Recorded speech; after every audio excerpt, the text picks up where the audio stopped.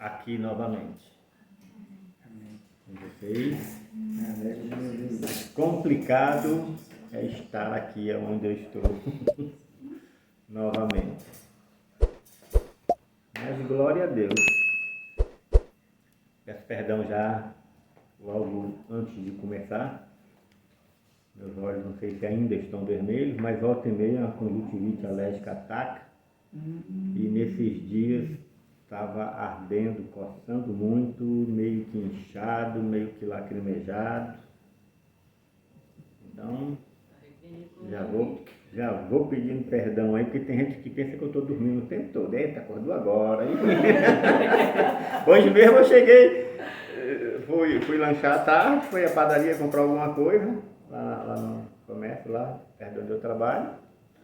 E o pessoal lá no canto falou, eita, estava dormindo, finge que trabalha, estava dormindo, né?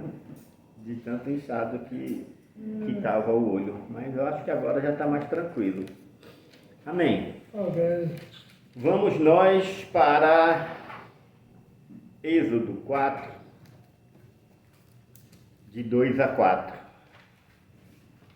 Vou fazer a leitura por aqui.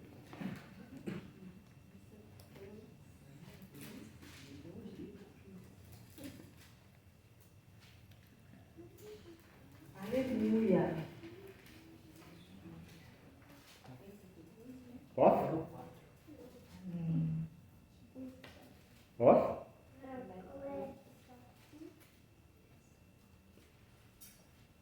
Amém. É o penúltimo livro da Bíblia, gente. Vou olhar de trás para frente. Então vamos lá. E disse o Senhor, o que há em tua mão? E ele disse, um cajado. E ele disse, lança-o na terra. E ele o lançou na terra. E ele se tornou uma serpente. E Moisés fugia dela. E o Senhor disse a Moisés, estende a tua mão e toma-a pela cauda. E ele estendeu a sua mão e a pegou, e ela se tornou um cajado em sua mão. Amém? Te louvamos, te glorificamos mais uma vez nesta noite. Te damos graças porque se até aqui estamos, Pai amado, porque o Senhor nos permitiu.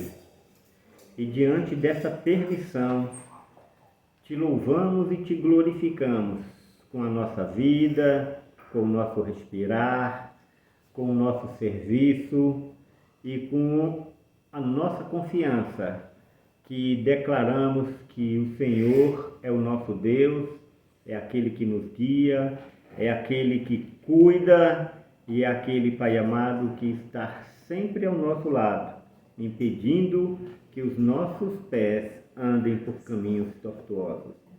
Te louvamos, te glorificamos e te agradecemos, como foi na oração inicial deste culto, Pai amado. Te agradecemos simplesmente pelo Senhor ser o nosso Deus. Em nome de Jesus, te agradecemos. Amém. Amém? Essa passagem todos conhecem, né? Quando Moisés chega lá no monte e em determinado momento ele vê uma sarça pegando fogo, se aproxima e aí tem esse diálogo com Deus. E aí eu faço uma pergunta diante do que foi lido em Êxodo 4, de 2 a 4. Qual a intenção de Deus nesse diálogo? O que ele queria mostrar para Moisés nesses 4 versículos? 3, né? De 2 a 4. Nesses 3 versículos. Para a gente tentar responder essa pergunta, vamos voltar 2 capítulos. Vamos lá em Êxodo. Não, eu vou ler daqui mesmo, tá? Aqui, aí, com óculos, acaba ficando... Meu olho acaba ficando mais complicado. Êxodo 2, de 9 a 12, e o 17. E a filha de Faraó lhe disse: toma este menino e amamenta-o para mim, e eu te darei o teu salário. E a mulher tomou o menino e o amamentou. E o menino cresceu, e ela o levou à filha de Faraó. E ele se tornou seu filho. E ela chamou seu nome Moisés e disse: porque o tirei da água. E aconteceu naqueles dias, quando Moisés havia crescido, que ele saiu a seus irmãos e viu as suas cargas. E ele viu um egípcio ferir um hebreu, um de seus irmãos. Olhou de um lado, olhou de um e de outro lado, e vendo que não havia ninguém, matou o egípcio e o escondeu na areia. Aí vamos lá para o 17. Então vieram os pastores e as... Vamos começar no 16, que é melhor? Amém. E agora eu vou ter que voltar aqui. E agora eu vou ter que pegar o ó. Parece que eu peguei a unção, né? Eu não queria não, mas eu estava lendo em casa antes de vir, aí eu falei, vai ficar mais claro para todo mundo. E o sacerdote de Midian tinha 7 filhas, e elas vieram e tiraram água, e encheram os seus bebedouros para dar de beber ao rebanho de seu pai. Então vieram... É isso mesmo? Tá certo. É. Isso mesmo. Então vieram os pastores e a expulsaram, mas Moisés se levantou e as ajudou, e deu de beber ao seu rebanho. Até o 17. Amém? Amém. Apesar de Moisés ter ido morar no palácio, eu não vou dizer que ele foi criado no palácio de Faraó, porque teve um período que ele ficou com a mãe dele, mas apesar de ele ter ido morar no palácio de Faraó, ter sido formado na cultura egípcia, digamos que do ensino fundamental até a faculdade, se fosse nos tempos de hoje, né? Antes de tudo isso, ele foi ensinado na pré-escola. E essa pré-escola que muitas vezes é que dá base de tudo, né?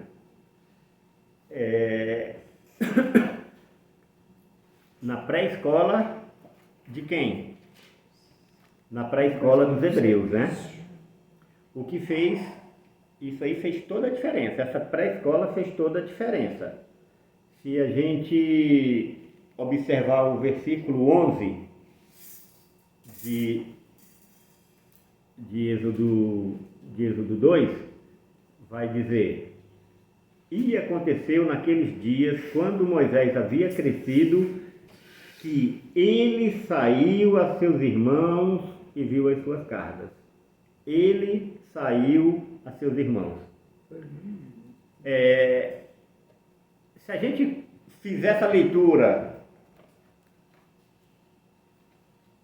vamos dizer assim, acompanhado com Atos 7, talvez a gente tenha um entendimento melhor. Mas eu entendo aqui que Moisés simplesmente não retornou, acompanhando com Atos 7, Moisés simplesmente não retornou para os irmãos já depois de adulto. Que ele já havia visitado outras vezes. E naquele momento, novamente, ele foi a seus irmãos. E como eu costumo dizer, ele se lembrou, né? Ele lembrou dos seus irmãos.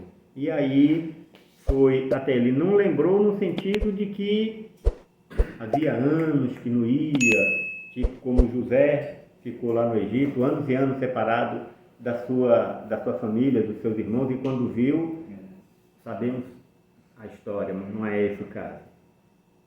Então aí ele se lembrou dos seus irmãos. E aí ele saiu e foi até lá. Só que quando ele chega, ele encontra uma cena um egípcio que estava afligindo os hebreus, os irmãos dele. E aí o sangue fala mais alto. Ele passou pela pré-escola, que ficou mais na mente dele do que o primário até a faculdade. Ficou na mente dele isso, mais latente. E ele tomou e matou o egípcio. Ele tomou parte dos seus irmãos. E nesse tomar parte, não sei qual foi o contexto, o que aconteceu ali, e que ele acabou matando o egípcio. Só que ele simplesmente não matou. Ele olhou de um lado, olhou do outro, viu que não tinha ninguém, foi lá, enterrou e ocultou tudo. E aí ele ocultou tudinho. Aí o que eu quero dizer com isso é o quê? Que o que prevalece de verdade é aquilo que é ensinado com amor. Aquilo que é ministrado com intenção de que aquele que está sendo ensinado entenda e cresça, sabendo que, e aí nós pais temos essa responsabilidade e não podemos passar para os professores, como eu já fiz uma metáfora aqui de pré-escola, ensino médio, faculdade, no que diz respeito aí à vida de Moisés, nós não podemos passar essa responsabilidade para ninguém, nem para a escola, não podemos terceirizar. A responsabilidade é nossa. E a família de Moisés fez isso tão bem feito que depois de adulto, numa decisão que ele tinha que tomar, eu vou tomar parte de qual família? Da minha, que me gerou, ou da minha, que me criou? E ele aprendeu direitinho e tomou a decisão correta. Isso nos faz pensar em Provérbios 22, 6, né? Ensina a criança no caminho em que ela deve andar, e mesmo de velho lá, já na vida adulta, ele não vai se esquecer, ele vai continuar andando no caminho. Isso se cumpriu na vida de Moisés. 2 episódios aqui, na leitura que nós fizemos, vai mostrar a capacidade e a preparação que Moisés tinha. Que capacidade e que preparação foi essa? Quais são os 2 episódios? Essa do egípcio e a defesa das mulheres que foram tirar água. Né? Qual foi? Que preparação foi essa? Se a gente observar ali, a gente percebe que Moisés, ele era hábil em luta. Ele era hábil em combate. Ele afrontou o Egito e matou. Não sei se ele estava armado ali. E com relação aos pastores, da mesma forma. Lá, egípcio, pastores. Era pelo menos 2. Fosse só um igual o pastor Cleito, eu nem chegava perto. Mas o fato é que Moisés, ele tinha sido preparado para a guerra. Ele era um guerreiro. Ele foi ensinado e preparado para batalhas. Foi ensinado e preparado para a guerra. E essas qualidades foram usadas para defender tanto seus irmãos, quanto as filhas de Jetro, Reuel e o outro nome, eu sei, mas eu também não vou falar não. Começa com a letra O, Cristiane. Porque toda vez que Cleiton fala nessa passagem, ele pergunta pra gente os 3 nomes, né? Então, eu catei de melhorar. Então, Moisés sabia quem ele era. Ele tinha convicção de quem ele era. Ele sabia de sua capacidade. E ele confiava em suas habilidades. Que tem um tantão de gente ali e eu pego e vou enfrentá-los, é porque eu sei quem eu sou, eu sei da minha capacidade, no caso Moisés, e ele foi lá e colocou todo mundo para correr. E além de tudo, era cavalheiro. Serviu, deu de beber aos camelos.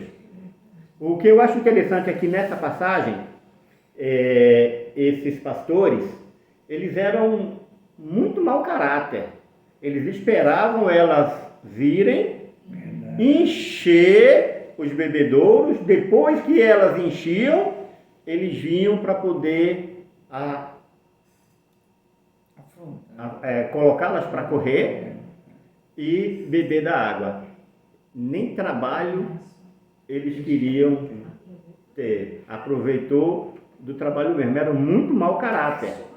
Era muito mau caráter. E aí Moisés, como cavalheiro, vendo a situação dessa, como uma pessoa justa, foi lá e colocou todo mundo para correr. Amém. E aí, diante disso daí, fica um pouco mais fácil de responder a pergunta, né? O que Deus quis mostrar para Moisés? Dá para a gente começar a entender o que Deus queria mostrar para Moisés. Ele queria dar... O que ele queria nesse ensinamento? O principal ensinamento que ele queria dar para Moisés, lá em Êxodo 4:4. Que Moisés não confiasse nele mesmo, mas que confiasse em Deus. Se a gente parar para olhar, Deus pede para ele jogar o cajado no chão.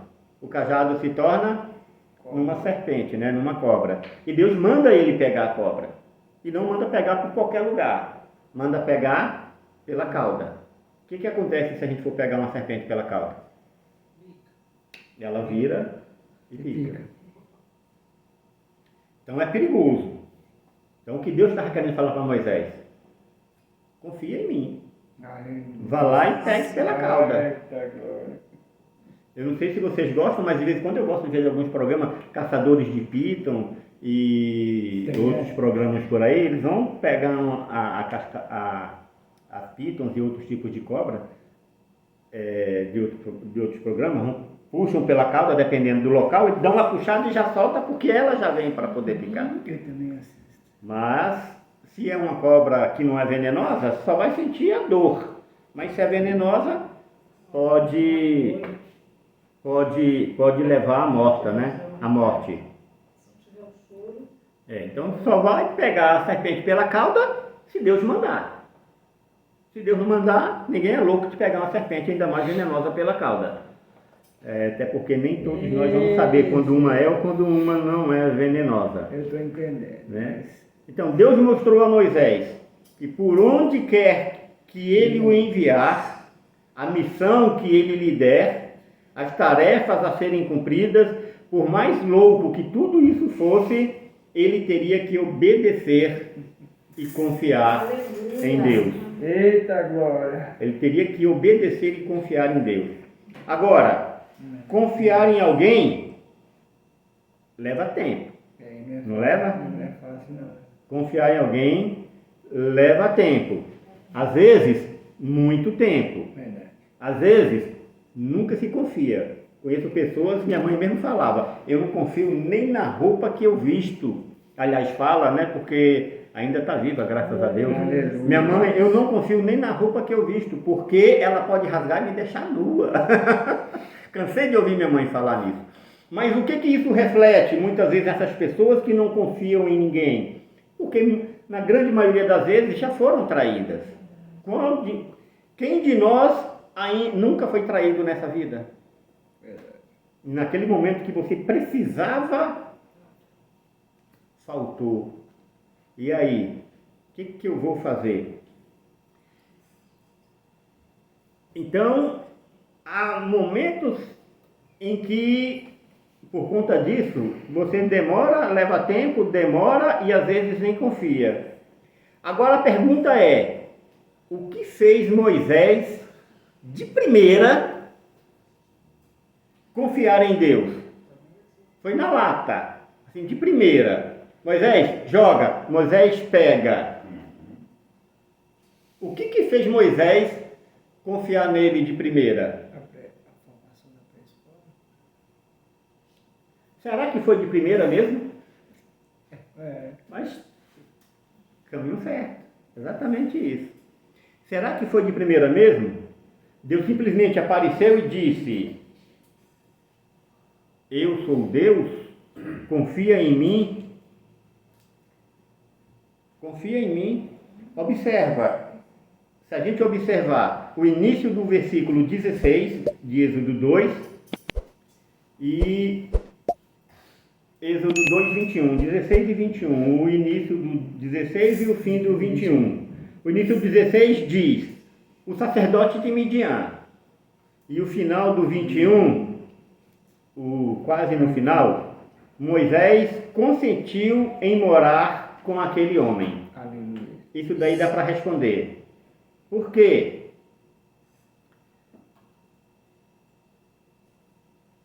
Se a gente ainda for lá em Êxodo 18, a gente vai perceber que Moisés estava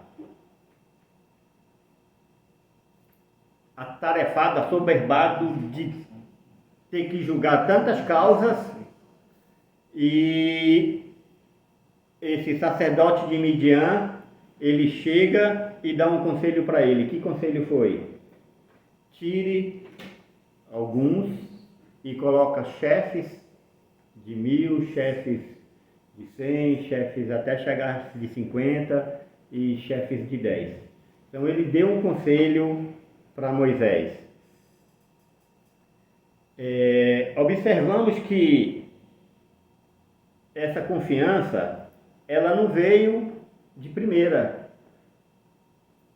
Esse homem, esse sacerdote de Midian, que se tornou depois sogro de Moisés, Moisés passou com ele quanto tempo? 40 anos. Ele era o quê? Sacerdote. Se era sacerdote, ele servia a um Deus. Então, o que foi ensinado para Moisés na pré-escola, lá por sua família, foi reforçado por Jetro, Reuel, Obed.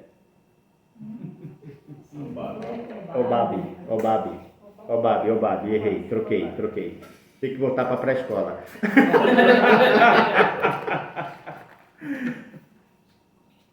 Isso que aconteceu, não foi de primeira. Moisés passou uma vida, um pedaço da vida dele, o princípio da vida, e mais 40 anos ouvindo falar desse Deus. É verdade. Não foi assim que o Jó falou? Eu o conhecia de ouvir falar. Depois teve experiência com Deus e agora sabia realmente quem era Deus. Então Moisés, pela pré-escola e pela convivência com seu sogro, ele conseguiu e aprendeu e sabia e conheceu quem era Deus de verdade. Sim, confiar em alguém realmente não é fácil. Porém, em quem Moisés se tornou um guerreiro e um discípulo, porque além de genro, de ter se casado com o filho de Reuel, com certeza ele se tornou um discípulo daquele sacerdote. E aquela passagem de Êxodo 18 lá, quando ele vai até Moisés e dá aquele aconselhamento todo, eu entendo que isso deixa muito claro que tipo de relacionamento que eles tiveram nesses 40 anos. Jetro foi até lá, Moisés o recebeu, certamente conversou com ele, e ele falou: desse jeito tu não vai dar não, cara, tu não é forte, robusto, peitos largos igual o Edson, não. Coitado, né? Precisa de ajuda, meu amigo, assim como ele. E aí foi exatamente o que aconteceu.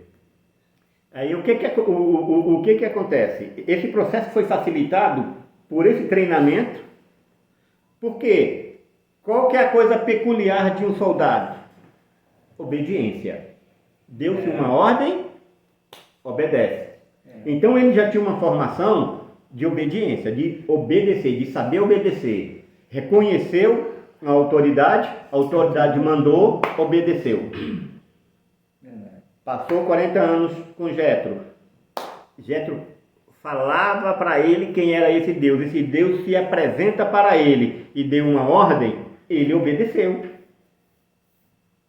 Ele tinha convicção de quem ele era, da capacidade que ele tinha, mas ele também aprendeu quem era Deus.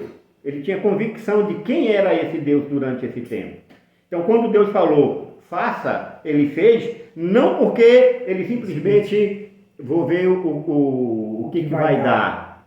Amém. Não, ele conhecia verdadeiramente esse Deus. A pergunta é, nós confiamos como Moisés confiou nesse Deus? Eu já tenho 58 anos. Eu ainda não passei 40 anos, né? Ainda não passei 40 anos ouvindo falar desse Deus, porque quando eu me converti, eu já tinha 30 anos. Amém. Então ainda me faltam 12 anos. Mas eu confio nesse Deus, como Moisés confiou. Nós confiamos nesse Deus, nós entendemos, nós temos espírito de guerreiro, nós temos espírito de discípulo para que quando Deus manda e Deus fala, a gente obedeça? Ei, Pai. De certa forma, o guerreiro e o discípulo, ele entrega a sua vida nas mãos, tanto dos seus companheiros, quanto na mão do seu mestre, se a gente for observar. Quando você vai para uma guerra, um combate com outro exército, existem estratégias que você está combatendo e um está defendendo o outro. O pastor, o sacerdote, o seu líder ali, ele está te instruindo, ele está te ensinando para que você venha crescer e se dar bem, entender e confiar nesse Deus e colocar a sua vida no rumo certo. Aleluia. Agora, se os companheiros numa determinada guerra faltar, eu ainda tenho uma chance, que eu sou um guerreiro, eu estou preparado e eu vou usar minhas habilidades para tentar me safar dessa situação. Naquilo que você foi e se faltar o discípulo, Moisés, se fosse o caso ali, Moisés que era guerreiro, as habilidades de luta dele podem não servir muito. Aleluia. Mas os ensinamentos vão ser de grande utilidade. Amém. Como foi. Porque ele teve que se apartar, ele teve que ir para longe. É claro que aí ele já não precisava de um mestre, ele já tinha o mestre dos mestres, né? É mestre dos mestres mesmo, viu, Cleiton? Não é o mestre dos mestres, não. Né? O fato é que em ambos os casos, com certeza, só com o mestre dos mestres. Ter certeza, a gente só vai ter certeza absoluta com o nosso Deus, que é... Larissa costuma me falar quando eu digo, eu tenho certeza disso. Ela fala, você não tem certeza, você tem fé. Aleluia. Certeza não se tem nessa vida. Só quem tem certeza absoluta é Deus, porque Ele é que conhece tudo antes mesmo de acontecer. A gente tem fé que aquilo seja, mas não é. Eu tenho certeza que amanhã eu vou estar no meu trabalho, amanhã cedo? Não. Eu não posso dar essa certeza, mas Deus pode. Então, a certeza, a convicção, só o próprio Deus. Então, confiar nos companheiros, confiar no mestre, a gente pode até ir, a gente pode até confiar, mas a gente sabe que em determinados momentos nós não teremos do nosso lado. E o que a gente aprendeu, vamos ter que colocar em prática para poder continuar. Só que, o que eles ensinaram? Também a confiar em um Deus Todo-Poderoso. E aí, nós não temos que colocar nossa confiança no homem. Temos que colocar a nossa confiança em Deus. Aleluia. E esses fundamentos de guerreiro e de discípulo seria para a próxima jornada mais desafiadora que estava por vir, ela seria fundamental. Que próxima jornada?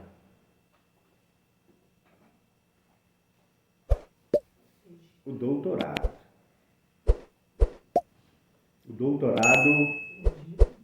O doutorado seria fundamental.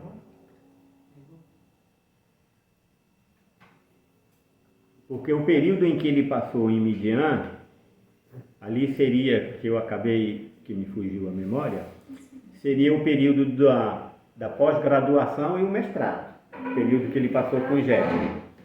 E agora o período que ele iria passar seria o período do doutorado. Aleluia. Seria já o doutorado. Por quê? Ele vai ter que agora colocar em prática a confiança verdadeira que ele teria com esse Deus. Espero chegar nesse E o povinho difícil que ele conduziu naquele deserto. Né? Ele... Os coração tudo quebrantado. Nossa. Só tinha obediente. Paulo. É, Bem aí mesmo. só não vou falar porque Mas eu falo, nós... nós Ó, somos povinho. nós não somos É peculiar do homem mesmo. Verdade. É peculiar do homem. Não vale. É peculiar do homem. De qualquer forma, seja nos companheiros, seja no mestre ou em nós mesmos, a Bíblia nos alerta em Jeremias 17,5 que a única fonte 100% confiável, como eu já falei, onde não haverá arrependimento, é Deus. Olha o que diz. Assim diz o Senhor, Jeremias 17,5. Maldito o homem que confia no homem, faz da sua carne mortal o seu braço e aparta o seu coração do Senhor. Eita. A confiança em Deus ela tem que ser plena. Apesar de não parecer, da gente olhar assim por alto, superficialmente, toda a vida de Moisés o preparou para isso. Claro que em um nível que nunca ele havia experimentado. O doutorado não é fácil. Afinal de contas, você já passou pela pré-escola, já passou pelo fundamental, na minha época, primeiro grau, segundo grau, Quero médio. já passou por uma faculdade, por um mestrado. Então, quando você chega no mestrado, não é fácil. No mestrado, no doutorado. É bem mais puxado. Já está lidando com pessoas capacitadas e não pessoas que estão aprendendo. Aí outra pergunta. Diante de tudo isso, já que ele passou pela pré-escola, já passando ali até o mestrado, por que ele relutou em aceitar o chamado? Já que era poderoso em palavras e em obras, porque ele pode ter falado que era pesado de língua, mas Atos me diz que ele era poderoso em palavras e em obras. Ele só estava dando desculpa.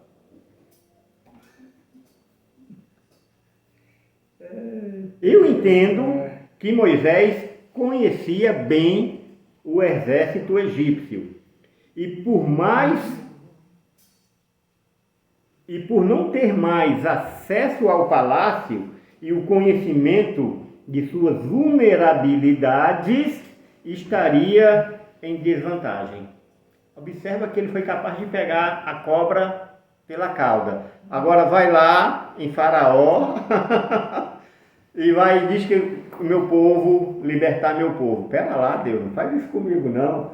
Pegar a cobra pela cauda é fácil. Olha, o Senhor está aqui comigo, está bem aqui do meu lado. Mas, e até lá, eu conheço aquele povo. Eu conheço o exército. Eu fui treinado por eles. E agora? Deixa eu só virar uma chave aqui. Ah, Em algumas culturas, quem treina o exército é o príncipe. Moisés sabia. e Moisés era Moisés príncipe. sabia o que ele ia enfrentar lá, que quem ensinou o ponto lá foi ele. Foi ele que ensinou. Ele Apertou mais ainda. A Rebeca resolveu mesmo, piorou mais ainda. Deu ruim mesmo. Deu. deu ruim mesmo, hein? Então, Moisés Eita, não tinha mais agora. conhecimento da vulnerabilidade. Ele não estava mais dentro do palácio. Ele não tinha mais conhecimento da vulnerabilidade daquele exército. Então, ele estaria em desvantagem. Olha o que diz Atos 7:25. Ora, Moisés cuidava que seus irmãos, isso aqui é o famoso discurso de Estevão, antes da morte. Ora, Moisés cuidava que seus irmãos entenderiam que Deus os queria salvar por intermédio dele. Eles, porém, não compreenderam. Então, isso aqui reforça ainda mais de que Moisés, quando ele, que fala ali em Êxodo 2:11, que ele retornou, depois de homem, ele retornou lá a seus irmãos, que não foi a primeira vez. Que quando ele foi lá e matou o egípcio, ele não matou o egípcio simplesmente porque, esse é o meu povo. Ele tinha convicção de quem ele era, como eu falei ali atrás. E de tanto ele ouvir os pais falando, e de repente ele voltou lá, vai chegar um tempo que Deus vai levantar um libertador, e para os hebreus um libertador é um guerreiro, é alguém que tem uma capacidade de guerra incrível, e do meio do povo dele, o único que tinha essa capacidade de guerra era ele. Opa, sou eu! E aí ele ficou feliz, por quê? Porque ele confiava nele. Eu sei quem eu sou. E ainda tinha a questão da espionagem, porque ele estava lá dentro e ele podia verificar, podia criar ciladas, podia de alguma forma sabotar as armas, não sei, mas só sei que ele deveria estar pensando em criar alguma forma de sabotar. Porém, Moisés tinha entendimento do teu chamado, porém queria agir com a força do seu próprio braço. E quem anda na força do seu próprio braço, conforme Jeremias 17:5, se aparta de Deus. Aí então Deus chegou e falou: não, Moisés, não vai ser do teu jeito. Permitiu que Faraó descobrisse o que ele tinha feito, matado um egípcio. Faraó tentou matá-lo e ele fugiu. Só que quando ele fugiu, ele fugiu de que forma?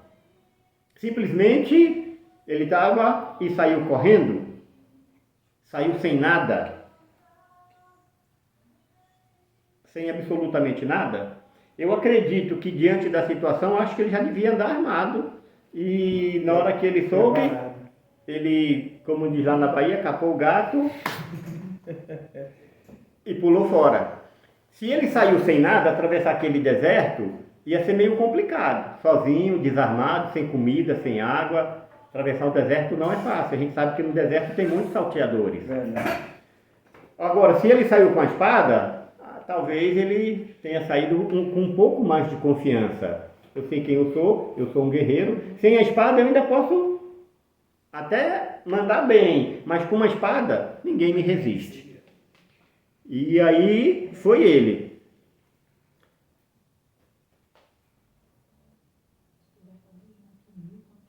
Será que ele teve a oportunidade de pegar essa espada? E como é que foi esse retorno? Porque a ida para o Egito, penso eu, que ele, ainda que não literalmente com uma espada na mão, ele como guerreiro, ele saiu com uma espada, ou seja, com a capacidade de luta. A espada vai representar aí, no que eu estou falando aqui, a sua capacidade de luta. Só que Deus mandou ele voltar para o Egito. E como é que ele voltou para o Egito? Com a espada? Ele já não voltou para o Egito com a espada. Ele retorna para o Egito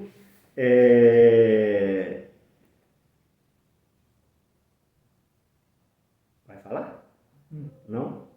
Ele retorna para o Egito com um simples cajado. Aquele cajado que Deus mandou ele jogar na terra. Ele foge.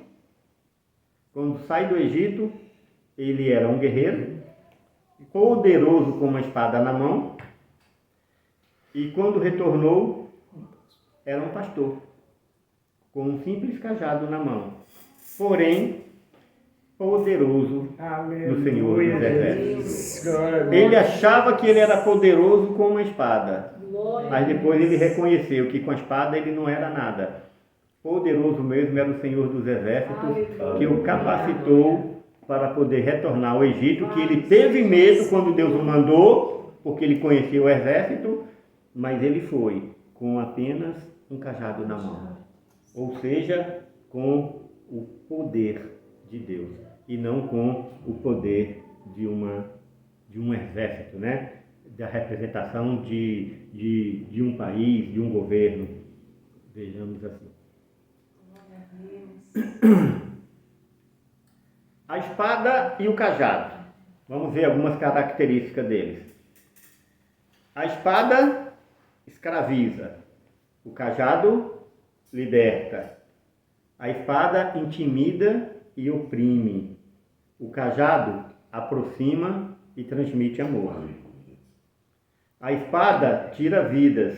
O cajado dá vida, traz vida. Aleluia. A espada traz divisão. O cajado, união. A espada busca poder. O cajado, humildade. Aleluia.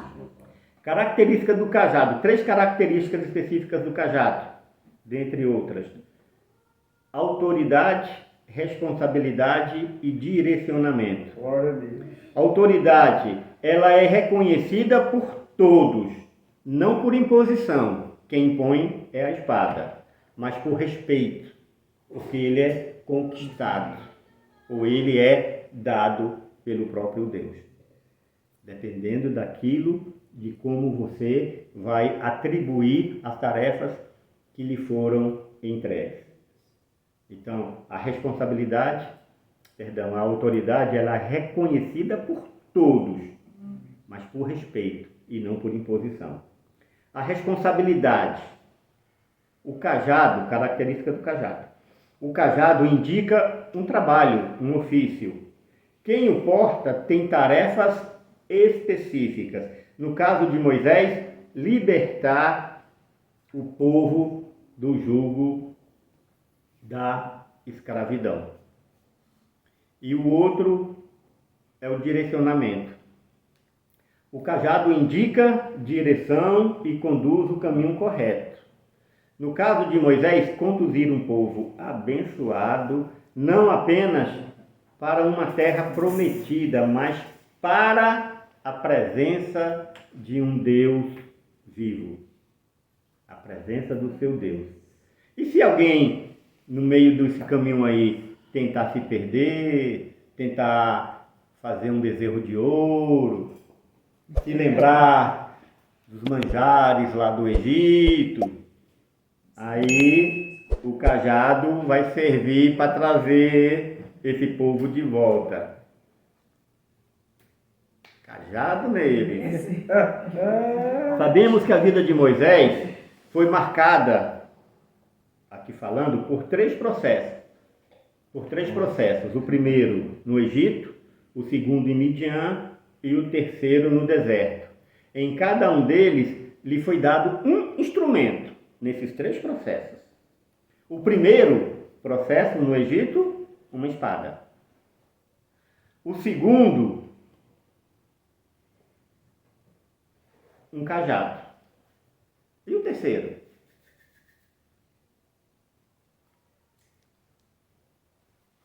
Qual foi o terceiro instrumento? Cajado. Uai, mas então seria só 2? Foram 3. Espada, cajado e cajado. Por quê? Por quê? Qual foi o terceiro? Também o cajado. Porque o primeiro era um instrumento natural, ele conduzia ovelhas. O segundo não representa o poder de Deus, era um instrumento espiritual. Mudou de dimensão. Não é simplesmente uma vara com quem ele andava para poder apartar, para poder trazer na direção, como se fosse conduzindo uma ovelha. Ele tinha uma representação, ele representava o poder de Deus. Glória a Deus. Então, por isso, esses três instrumentos: a espada, o cajado natural e o cajado espiritual. É preciso. Foi mudando como se fosse um jogo, né? Foi mudando de fase, mas no caso Moisés, no mundo espiritual, ele foi crescendo. À medida que ele foi crescendo, lhe foram sendo trocadas como se fosse trocadas vestes. Eu quero meu cajado também. E aí, dessa forma. Quando o cajado foi jogado no chão, ele não se transformou numa serpente, Certo. depois o Senhor mandou pegar, naquele momento já não era mais o mesmo cajado. Ele já representava o poder de Deus. Agora, para terminar, Moisés foi um guerreiro, conhecia seu potencial, conheceu o potencial de uma espada, se tornou um pastor de ovelhas e aprendeu a importância e o valor de um cajado. E com ele conheceu o poder de Deus. Moisés confiou em Deus e com um simples cajado foi transformado no libertador dos hebreus, no maior profeta e sacerdote da história, um homem que falava face a face com Deus. E a gente sabe que isso não estava, eu não estou querendo dizer aqui, que todo esse poder estava no cajado, como se fosse nesses filmes que a gente vê de magia, né, que pega aquilo ali e quem tiver aquele cajado vai deter o poder. Não, aquele cajado representava o poder de Deus, estava fluente em Moisés, mas era o cajado, através do cajado, que representava esse poder. Afinal de contas, o homem natural, ele não entende de questões espirituais. Ele tem que ser mostrado para ele coisas naturais, para que mais tarde ele possa tentar entender as coisas espirituais. Amém? E Jeremias 17:7 diz: bendito o homem que confia no Senhor e cuja esperança é o Senhor. Então, é preciso confiar. Sem confiar, e confiar não de qualquer forma, confiar num Deus vivo que nós sabemos que não tem como dar errado. Começa com certeza e termina com certeza. Amém? Você está no canal da Missão Ressignificar, gerando uma história de transformação genuína à luz da palavra. E se esta palavra chegou ao seu coração, compartilhe, alimente mais alguém com essa verdade, com a verdade que liberta. Em nome de Jesus. Amém. Senhor, te louvamos, te glorificamos, te damos graças porque Tu, Pai, é aquele a quem se revela todos os dias a cada um de nós, mostrando as dificuldades, mostrando as nossas limitações, mostrando quem o Senhor é e o poder que o Senhor detém. E falando com cada um de nós que se nós permitirmos, se nós confiarmos em Ti, assim como o Senhor fez com Moisés, o Senhor fará conosco. Não, Pai amado, e a gente entende que daquela forma, para poder libertar um povo, Pai amado, que está oprimido, que está escravizado por um outro povo, mas para libertar um povo, Pai amado, que está oprimido e em pecado, Pai amado, por um reino espiritual maligno, um reino ao qual o rei é aquele ao qual um dia foi expulso do céu, Satanás. E nós, como homens, não temos capacidade nenhuma de guerrear contra esse reino.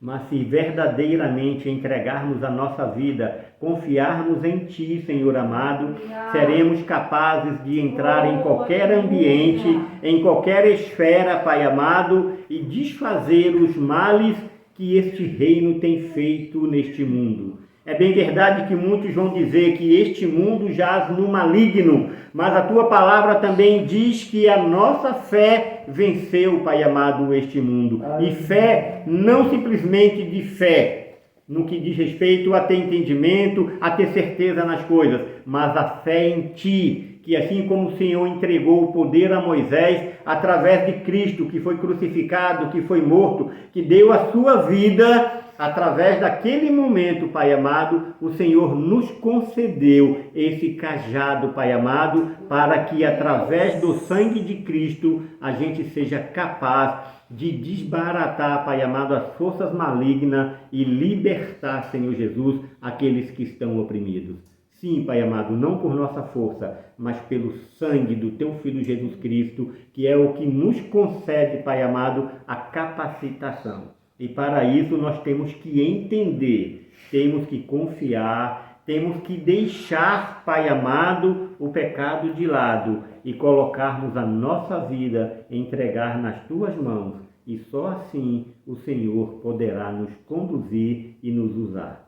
E com isso, Pai amado, eu Te agradeço e Te peço, seja conosco, Pai amado, ensina-nos a obedecer, orienta-nos, Pai amado, guia-nos, Pai amado, faça de nós verdadeiros servos, Pai amado, obedientes e confiantes em Ti.